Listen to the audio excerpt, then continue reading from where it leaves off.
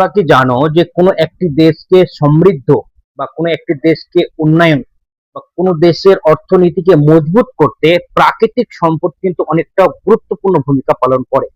বা যে দেশের কাছে প্রাকৃতিক সম্পদের সংকট বা প্রাকৃতিক সম্পদ নেই, সেই দেশ কিন্তু সেই দেশের তুলনায় অর্থনীতিতে গ্রোথ করতে পারে না।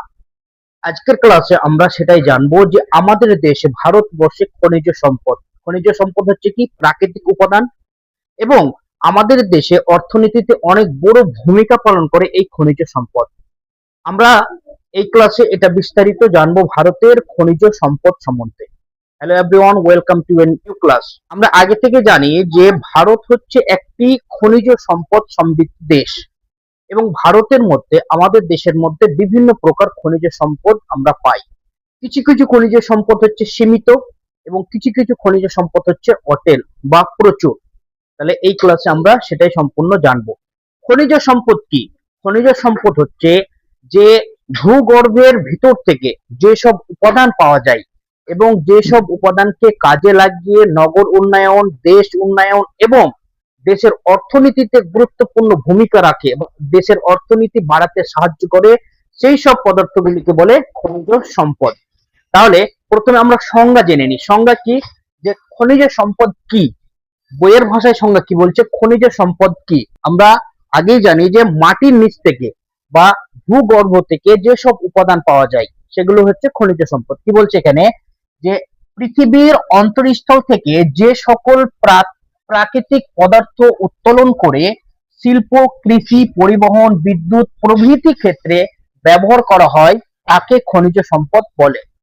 অর্থাৎ ভূগর্ভের ভিতর থেকে বা ভূমির ভিতর থেকে বা মাটির নিচ থেকে যেসব উপাদান সংগ্রহ করে দেশের বিভিন্ন কাজে লাগানো হয়, ব্যবসার ক্ষেত্রে, শিল্প উন্নয়ন ক্ষেত্রে বা নগর উন্নয়ন, লোকের উন্নয়ন, দেশের অর্থনীতিকে উন্নতি করার জন্য ব্যবহার করা হয়, সেই সব পদার্থগুলিকে বলে খনিজ সম্পদ। যেমন পেট্রোলিয়াম, কয়লা, সোনা, লোহা, ঠিক আছে, বক্সারাইট, এসব হচ্ছে কি খনিজ সম্পদ। তাহলে একটা জিনিস আরো অনুভব করে দেখো যে খনিজ সম্পদ, যত প্রকার খনিজ সম্পদ রয়েছে যেগুলো দেশকে উন্নতি করতে কিংবা দেশের অর্থনীতিকে স্বাবলম্বী করতে সাহায্য করে, সেই সমস্ত উপাদানগুলি কিন্তু কোথায় রয়েছে?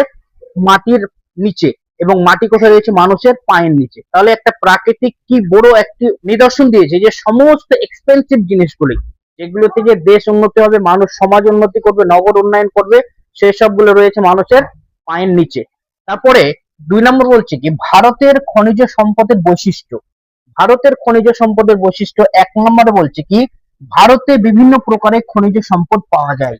আমাদের দেশে যেমন কয়লাও পাওয়া যায়, ঠিক তেমন সোনাও পাওয়া যায়, লোহা পাওয়া যায়, পেট্রোলিয়াম পাওয়া যায়, প্রাকৃতিক গ্যাস পাওয়া যায়। সমস্ত মিনারেলস বা খনিজ সম্পদগুলি, কিছু কিছু খনিজ সম্পদ অল্প থাকে, কিছু কিছু খনিজ সম্পদ অনেক থাকে।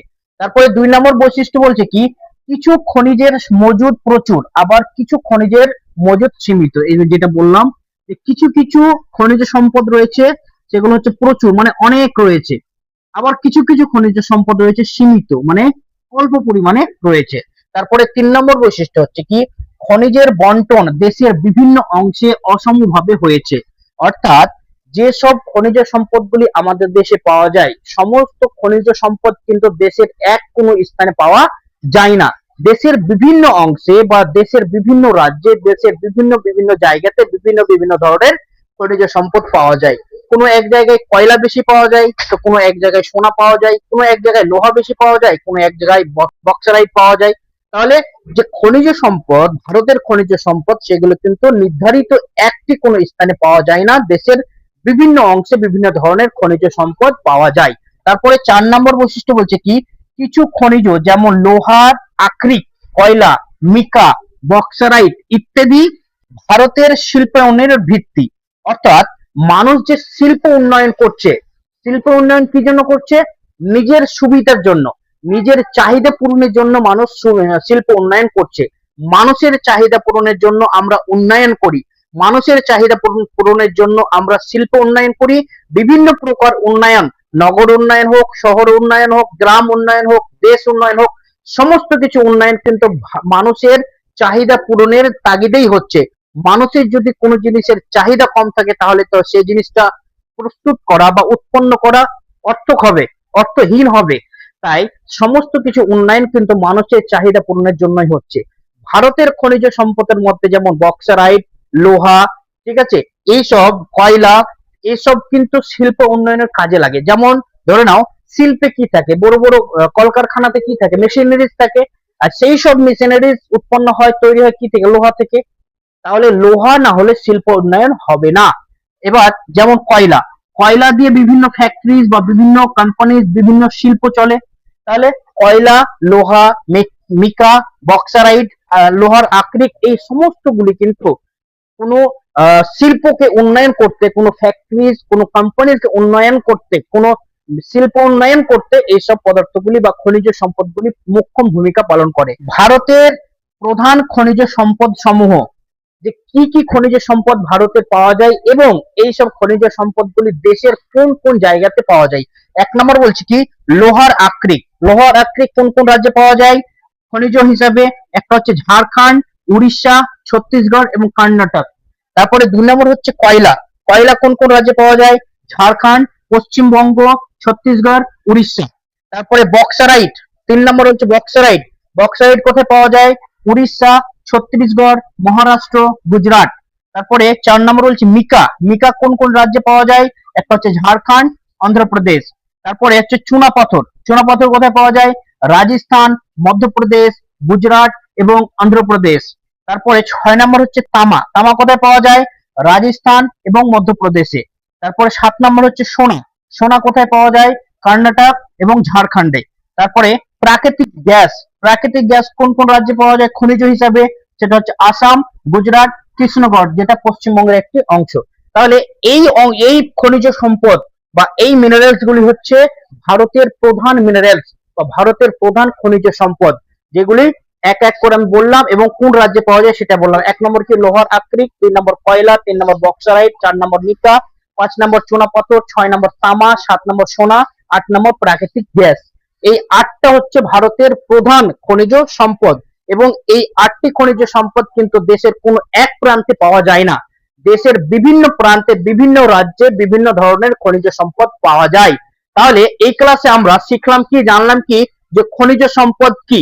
খনিজ সম্পদ হচ্ছে মানুষের চাহিদা পূরণ বা মানুষের উন্নয়ন বা দেশের উন্নয়ন, দেশের অর্থনীতিকে সমৃদ্ধি বা উন্নয়ন করতে যেসব পদার্থ মাটির নিচ থেকে সংগ্রহ করে যেগুলো কাজে লাগানো হয় বিভিন্ন কাজে, সেইগুলোকে বলে, সেই সব পদার্থগুলিকে বলে খনিজ সম্পদ। এবং ভারতে খনিজ সম্পদ এর কারণে অনেক শিল্প উন্নয়ন হচ্ছে এবং দেশের অর্থনীতিতে সাহায্য করছে। দেশের অর্থনীতিকে উন্নতি করতে ভারতীয় খনিজ সম্পদ সহযোগিতা করে, সাহায্য করে। এবং খনিজ সম্পদ সংগ্রহ করে আমরা কিন্তু সেটাকে রেখে দিই না। আমাদের চাহিদা পূরণ বা আমাদের উন্নয়ন করতে বা দেশের উন্নয়ন করতে কিন্তু এইসব খনিজ সম্পদ আমরা ব্যবহার করে থাকি।